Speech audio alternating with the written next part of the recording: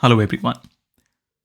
During the entire course, of course, we'll get to speak a lot more about the various job roles that are there in the area of data analytics, especially Power BI.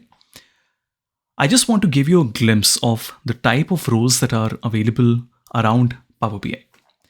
So, of course, we have business intelligence analysts, we have data analyst, business analyst, Power BI developer that is focused a little more on the IT side, typically somebody who also has a little bit of experience working on SQL.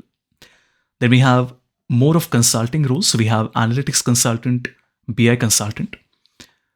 So wherever the term consultant comes in, it is focused more on solving client problems and a little less on the analytics and the visualization. On the other hand, when you're working as an analyst, typically you're focusing more on creating the visualization, creating the model, preparing the data. Then, of course, at a slightly higher tier, you will also have some managerial positions around visualization, modeling, analytics, management reporting.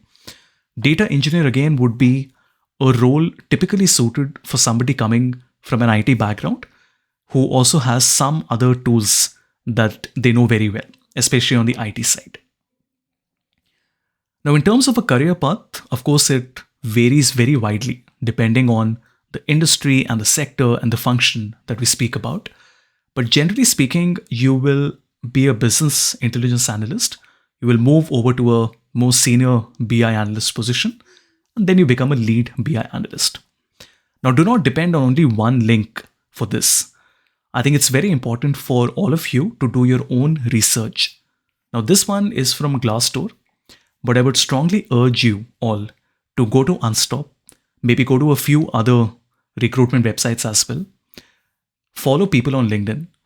The reason I tell you to do all these things is because the nature of data analytics, especially Power BI, is so alive and is so active that every few months things change. I have seen over the last couple of years how new roles have been emerging.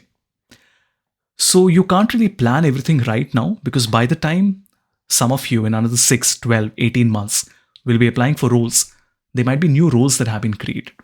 So you really have to be on the top of it and you have to do your own research. But this is the general trajectory that you can expect. Of course, the numbers would vary widely depending on the type of companies that we're talking about.